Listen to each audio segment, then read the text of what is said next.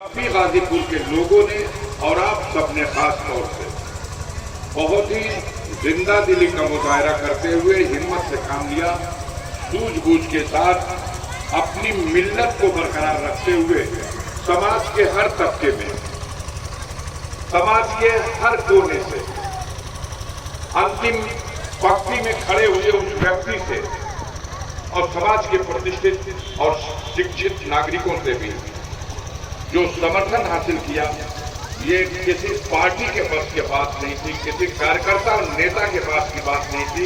ये सब आम जनता जब लड़ने खड़ी हो गई, मिजाज बना लिया, तो ये सब आपकी बात थी, आपके बस की बात थी। इसलिए इस मंच से हम आपको इस जीत के लिए अपने दिल की गहराइयों से बहुत बहुत बधाई और मुबारकबाद देते हैं। साथियों, आज का दिन किसी विषय पर कोई लंबी बहस चलाई जाए, कोई सवाल खड़ा किया जाए, इसका तो नहीं है। हमने पहले भी कहा, हमारे साथियों ने जब ये प्रस्ताव रखा कि आप एक दौरा सरसरी तौर पर पूरे क्षेत्र का कर लीजिए और जनता में बड़ी उत्सुकता है, बड़ा उत्साह है, उनको धन्यवाद दे दीजिए। बैठे साथी और एक प्रोग्राम बन गया। कल हम लोग जंगीपुर विधानसभा में थे और आज दिन में 11 बजे इंडिया गठबंधन के सभी घटक दलों के साथ, कांग्रेस पार्टी के नेताओं के, कम्युनिस्ट पार्टी मार्क्सवादी, communist party CPI, communist party माले और जनवादी पार्टी तथा आम आदमी पार्टी के सभी नेताओं और पदाधिकारियों के साथ दिन में हम लोगों ने 2 बजे तक ऐसा ही एक कार्यक्रम संपन्न किया, धन्यवाद लेने, बधाइयों का आदान प्रदान करने का। और आज सदर विधानसभा के सवाल पर यह आई बात कि कहां रखा जाए सदर विधानसभा में, क्योंकि सदर विधानसभा का नक्शा अपने आप में अलग तरह का है। लगभग 1 लाख वोट इस गाजीपुर नगर में है और लगभग 2.5 लाख वोट, 2.25 लाख वोट ग्रामीण क्षेत्रों में, कुछ करंडा के क्षेत्र में है, कुछ नंदगंज के क्षेत्र में है। तो ये अजीब टेढ़ा मेढ़ा नक्शा। तो ये तय हुआ कि सबसे बेहतर है कि गाजीपुर में हम लोग इस कार्यक्रम को, धन्यवाद कार्यक्रम को किया जाए। चुनाव से पहले हम लोगों ने 4 मीटिंगें की थी। एक मीटिंग आदर्श गांव में, एक मीटिंग इंटर कॉलेज की फील्ड में और एक मीटिंग टाउन हॉल के मैदान में और एक मीटिंग यही लकड़ी के टाल वाले मैदान में। हमारे साथियों की राय हुई कि चुनाव के दौर में सबसे शानदार मीटिंग इस लकड़ी के टाल वाले मैदान में हुई थी। इसलिए इस बार धन्यवाद की मीटिंग भी हम लकड़ी के टाल वाले मैदान में इस ऐतिहासिक जगह पर करेंगे। और हम लोग आज आपके बीच में आए, हमारे साथियों ने, और खासतौर राही बादशाह राही साहब ने शानदार नज्म पेश की और नक्शा खींच के रख दिया। सब कुछ बहुत ही साफ तरीके से उन लोगों ने कोशिश की है, उन्होंने निचोड़ निकाला है गाजीपुर के इतिहास का भी, गाजीपुर के मौजूदा सूरत हाल का भी और गाजीपुर के भूगोल का भी। ये हमारे मित्र माननीय ओम प्रकाश जी कहते हैं कि अजीब विडंबना है, किसी का इतिहास अच्छा होता है तो उसका भूगोल गड़बड़ हो जाता है, और किसी का भूगोल गड़बड़ होता है, अच्छा होता है तो उसका इतिहास अच्छा नहीं, और किसी का इतिहास और भूगोल अगर दोनों अच्छा हुआ तो उसका वर्तमान अच्छा नहीं होता। लेकिन हम सब खुशकिस्मत है कि इस गाजीपुर का इतिहास भी अच्छा है, वर्तमान भी अच्छा है और भूगोल भी अच्छा है। इस तरह का भूगोल शायद ही कहीं हो। गाजीपुर को छूती हुई गंगा की लहरें, वो लहरें जो एक प्रतीक मानी जाती हैं एकता के लिए, और गाजीपुर शहर अपने आप में एक ऐतिहासिक जगह है। इस चुनाव में बहुत ही कठिन परिस्थितियां थी, बड़ी चुनौतियां थी देश के सामने। कई सज्जन आज हमसे प्रेस के लोगों ने कहा कि चुनाव बहुत ही जोरदार हुआ, लेकिन सरकार तो बन गई मोदी की और भारतीय जनता पार्टी की। हमने कहा ये गलत है, ये आधा सत्य है। सरकार भारतीय जनता पार्टी की नहीं बनी, मोदी प्रधानमंत्री बन गए, लेकिन मोदी को प्रधानमंत्री बनाने के लिए उन्हें सहयोगी दलों का सहारा लेना पड़ा और सहयोगी दलों के चंद्रबाबू नायडू और नीतीश कुमार की बैसाखी पर खड़े होकर के उन्होंने किसी तरह से जोड़ तोड़ से इस सरकार को बना लिया। लेकिन सरकार बन जाने के बाद भारत की जनता ने इस मजबूर सरकार को इस लायक नहीं छोड़ा कि ये हमारे संविधान से छेड़छाड़ कर सके। और आपने देखा होगा, मजबूर कर दिया उन लोगों को, उन ताकतों को जिनके दिल का अरमान था कि अगर 2/3 बहुमत मिलेगी तो संविधान हटा देंगे। मजबूर कर दिया देश की जनता ने, संविधान को अपने सर से लगा करके उसका सजदा करना पड़ गया इन ताकतों को, क्योंकि 240 की संख्या तो सरकार बनाने के लिए भी काफी नहीं है, उसके लिए भी 272 चाहिए और इन्हें सिर्फ 240। इसलिए मजबूर है अब सरकार कोई भी चलाए। मौका अगर आपको मिल गया, बहुमत आपके पास है, तो लोकतंत्र की मर्यादा यह है कि आप सरकार चलाइए। वो सरकार जो संविधान के रास्ते से चले, वो सरकार जो कानून के रास्ते से चले। देश की जनता इंतजार करेगी, लेकिन आप कहां कानून के रास्ते से चलने वाले हैं? आप कहां संविधान को मानने वाले हैं? आप तो मजबूर हुए हैं, और जब मजबूर हुए तो अगर आपकी नीयत डगमग होगी तो आगे आने वाले दिनों में ये सरकार कैसे चलेगी इसका अंदाजा लगाइएगा। चुनाव के फौरन बाद सदस्य दिल्ली बुला लिए जाते थे, शपथ ग्रहण समारोह आयोजित हो जाता था और फिर स्पीकर का चुनाव होता था और उसी दौरान प्रधानमंत्री और उनके मंत्रिमंडल का विस्तार होता। लेकिन अजब हो गया, प्रधानमंत्री विधानमंडल दल के नेता चुने गए और उन्हें प्रधानमंत्री की शपथ दिला दी गई। उन्होंने अपने मंत्रिमंडल की भी सूची दे दी, मंत्री बना दिए गए, विभागों का भी आवंटन हो गया। लेकिन अभी तक भारत के किसी सांसद को संसद की सदस्यता का शपथ नहीं दिलाई गई। अजीब बात है, पहले बताया गया कि 13 तारीख को सारे देश के संसद सदस्य दिल्ली बुलाए जाएंगे और 13 और 14 तारीख में शपथ ग्रहण समारोह होगा और 15 तारीख को लोकसभा के स्पीकर का चुनाव होगा। हम लोगों ने उसी तरह प्रोग्राम बना लिया। उसके बाद दूसरी खबर आई कि नहीं, अब 13 तारीख को शपथ नहीं होनी है, अब शपथ के लिए 18 और 19 तारीख तय की गई है और 20 तारीख को स्पीकर का चुनाव होगा। इस खबर को सुनने के बाद हम लोग को लगा कुछ गड़बड़ होगा, ऐसा नहीं होना चाहिए, ये क्यों टल गया? लेकिन चलो टल गया, कोई बात नहीं है। 18 और 19 के लिए बुकिंग करा लिया गया। जब 18 और 19 की बुकिंग करानी हुई, उसी समय यह तय हुआ कि क्षेत्र के हर विधानसभा क्षेत्र में एक एक प्रोग्राम धन्यवाद का, लोगों का धन्यवाद लिया जाए, आशीर्वाद लिया जाए और दोनों को मुबारकबाद लोगों को दी जाए, उनका मुंह मीठा करा दिया जाए, जीत की खुशी को मिल करके सेलिब्रेट कर दिया जाए।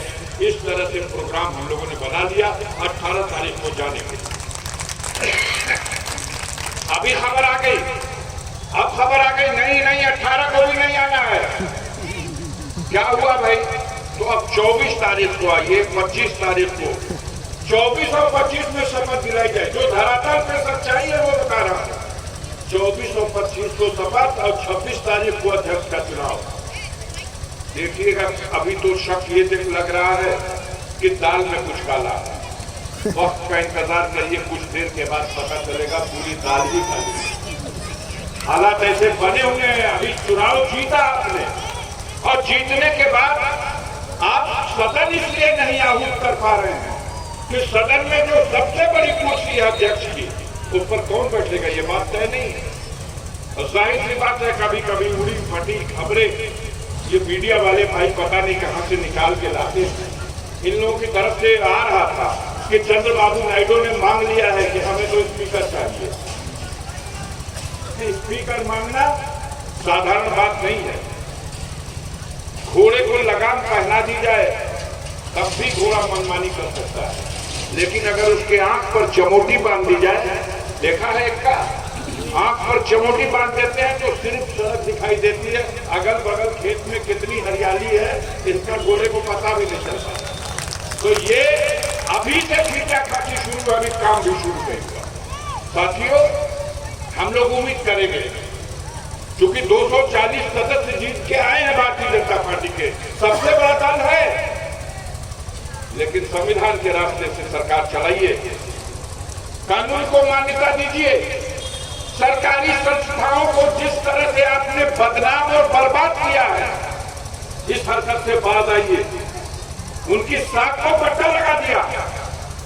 मैं इस सभा में उपस्थित सभी बुजुर्गों से, नौजवानों से कहना चाहता हूं, आज मुल्क के हालात ऐसे हो गए हैं कि जो ब्यूरोक्रेसी है, जो सरकारी अधिकारी और कर्मचारी हैं, इनकी मानसिकता को जबरदस्ती गुलामी की मानसिकता स्वीकार करने के लिए विवश किया जा रहा है। तुमसे जो काम कहा जाता है तुम काम करो, वो नियम में हो या रूल में न हो, इसकी परवाह न करो। जनता स्वीकार करने को तैयार नहीं है गुलामी, न गुलामी की मानसिकता, लेकिन अधिकारी जो पदों पर बैठे हुए हैं, जिनके पास कुछ अधिकार है, उन अधिकारियों को अपनी कुर्सी सुरक्षित रखने के लिए आज ये स्थिति आ गई कि उनसे ऐसे काम लिए जा रहे हैं जो न नियम में है न रूल में। ओवर रूल करके काम करिए। और अधिकारी कांप रहा, वो जानता है कि कल बात बिगड़ेगी तो गला मेरा फंसना है, लेकिन डर का खौफ का माहौल है। अभी ये चुनाव हुआ, ऐसा चुनाव मैं 50 साल से राजनीति में हूं, 11 बार चुनाव लड़ चुका, कई बार भाजपा की सरकार ने भी चुनाव लड़ा, लेकिन ऐसा चुनाव नहीं होता। प्रधानों को बुला लो और उन्हें धमकाओ, सीडीओ, डीडीओ, बीडीओ, थानेदार, तहसीलदार, ब्लॉक प्रमुखों को बुला लो, क्षेत्र पंचायत के सदस्यों को बुला लो, नगर पालिका के अध्यक्षों को और उनके सभासदों को बुला लो, जिला पंचायत के सदस्यों को बुला लो और इस सबको विमर्श करो कि वो सरकार के पक्ष में वोट मांगे। ऐसा कभी नहीं हुआ था कि सरकारी अधिकारी और कर्मचारी वोट मांगे, लेकिन परिणाम क्या आया गाजीपुर में?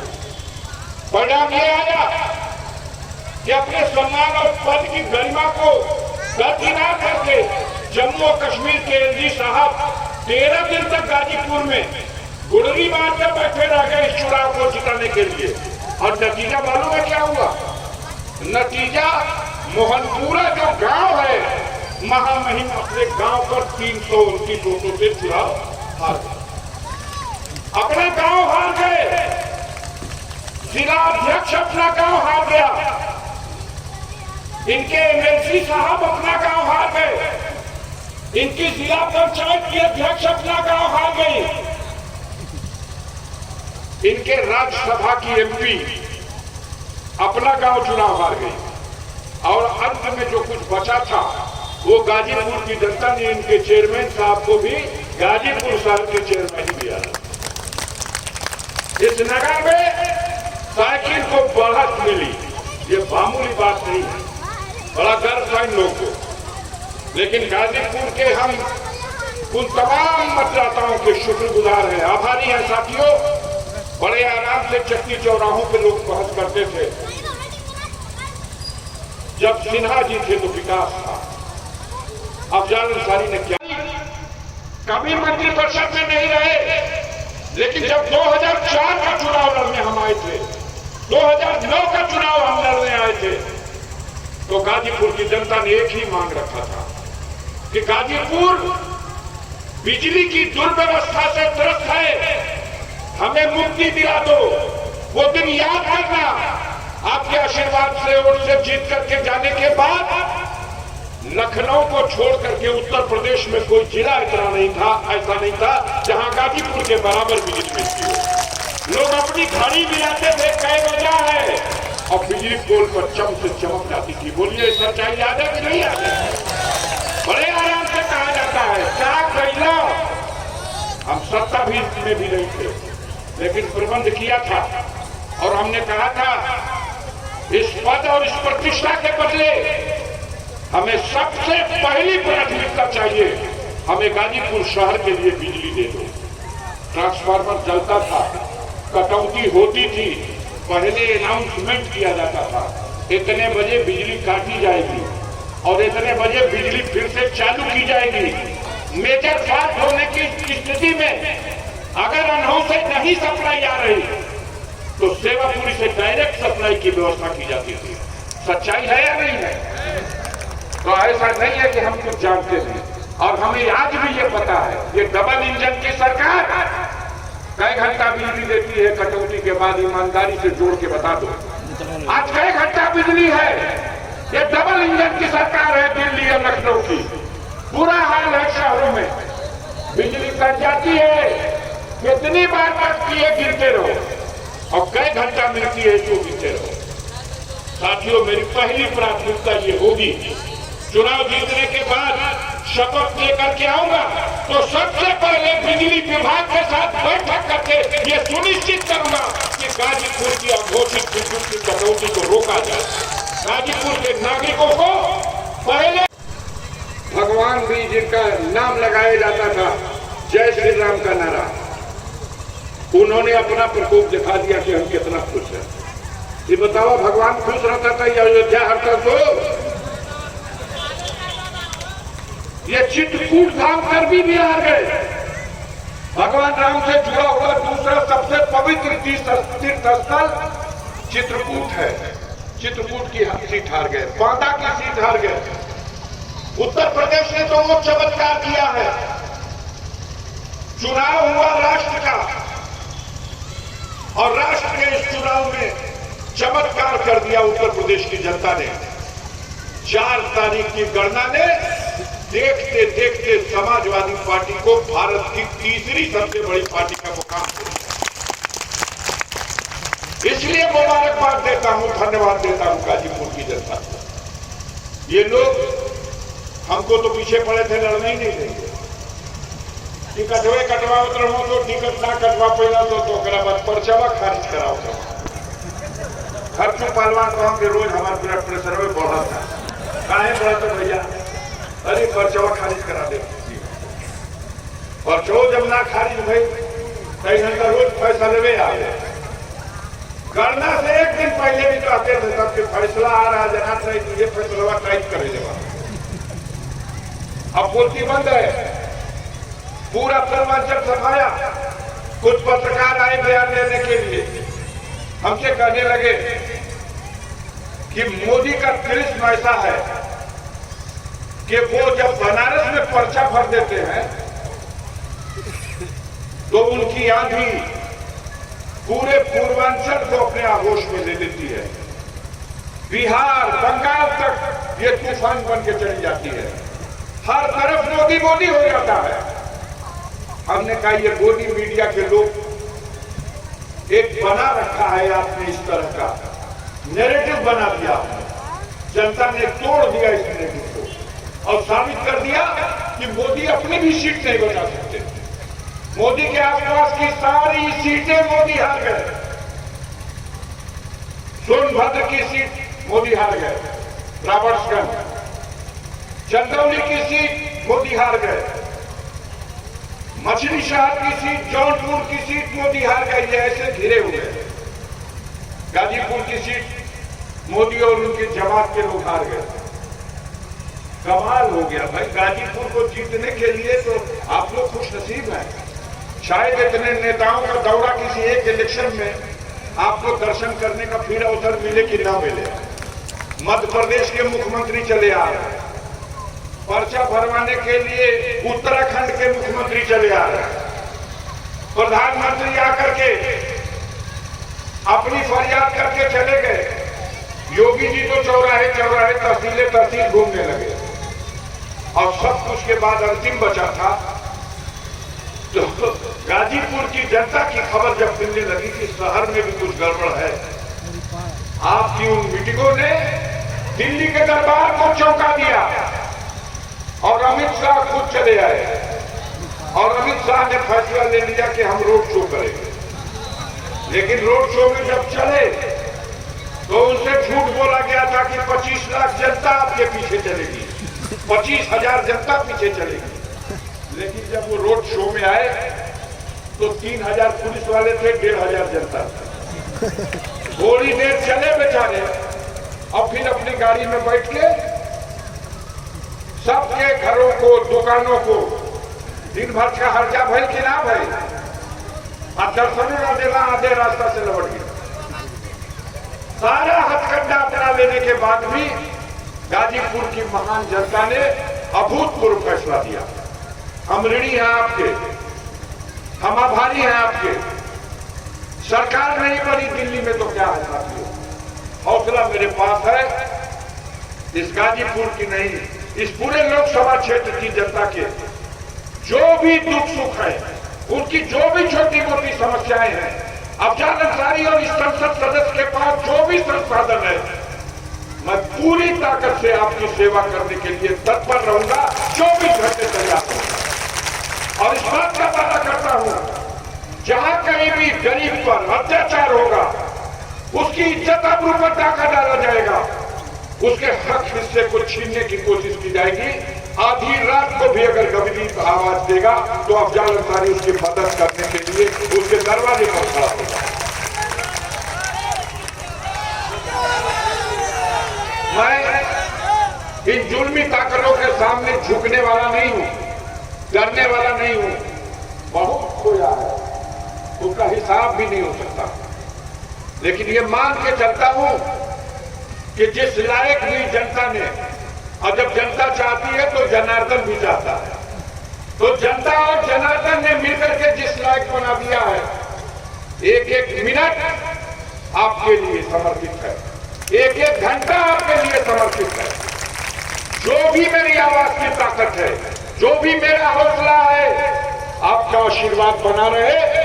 इन जालिम ताकतों से टकराता भी रहूंगा और आपकी समस्या का समाधान भी कराता रहूंगा, पीछे हटने वाला नहीं हूं। एक अंतिम बात कहते हुए साथियों, जो चुनाव हुआ उस चुनाव ने एक संदेश दिया है, और वो संदेश है 2027 के लिए। गाजीपुर की 7 विधानसभा सीट 2022 के विधानसभा चुनाव में समाजवादी पार्टी ने जीती थी, लेकिन मिसाल दी जाती थी कि ये तो समझौते में जीती गई है, भारतीय समाज पार्टी के माननीय ओम प्रकाश जी का समझौता था इसलिए जीती गई। 2022 में 2 सीटें उनके लिए छोड़ी थी आपने, और बाकी सीटें आपकी थी, समझौते में 7 जीते थे।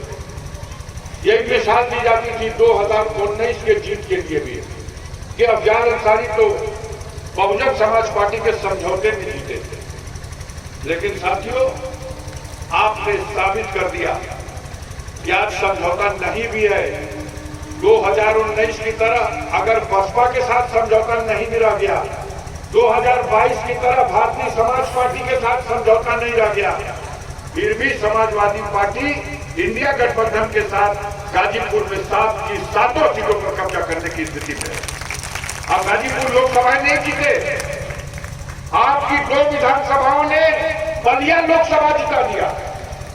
अकेले मोहम्मदाबाद विधानसभा क्षेत्र से, जो मेरी जन्मभूमि और कर्मभूमि है, 26,000 वोटों की लीड दिया है बलिया को। 15,000 वोटों की लीड जहूराबाद से दिया है बलिया को। और आज वो बलिया जहां प्रधानमंत्री जी के सुपुत्र चुनाव लड़ रहे थे, उसको एक गरीब ब्राह्मण ने चुनौती ही नहीं दी, परास्त करके ये साबित कर दिया कि समाजवादी पार्टी की कतार किसी पद की मोहताज नहीं है, किसी बड़े इतिहास की मोहताज नहीं है। हम आभारी हैं आप सबके साथियों, और इस हुकूमत में बैठे हुए लोगों से। सरकार आपने बना लिया और नाटक आप कर रहे हो, सदस्यों को शपथ तक नहीं दिलाई गई, जनता में बेचैनी है। मैं आपसे कहना चाहता हूं, ए हुकूमत करने की शपथ लेने वालों, बदी की बू फिजा में आ रही है और बदन इंसानियत के सर चुके हैं।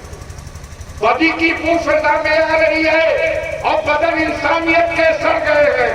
और हुकूमत करने वालों को कुछ खबर भी है, दिले इंसान में कीड़े पड़ गए हैं, दिले इंसान में कीड़े पड़ गए। इस महंगाई को रोको, बेकार नौजवानों को रोजगार दो और ये भ्रष्ट अधिकारी कर्मचारियों को लगाम लगाओ। ये जनता जग चुकी है, तुम्हारी औकात नाप चुकी है और आने वाले दिनों में 2027 में उत्तर प्रदेश की सरकार को बदल करके दिल्ली के रास्ते को और मजबूत बनाने में अपना योगदान देगी। इन्हीं बातों के साथ आप सब बैठे हुए साथियों को बहुत बहुत धन्यवाद देते हुए, मंच पर बैठे हुए, सामने साथ बैठे हुए सभी बुजुर्गों को, नौजवान दोस्तों को बहुत बहुत धन्यवाद देते हुए अपनी बात को समाप्त करता हूँ। बहुत बहुत मुबारकबाद के साथ जय भीम, जय भारत, जय समाजवाद।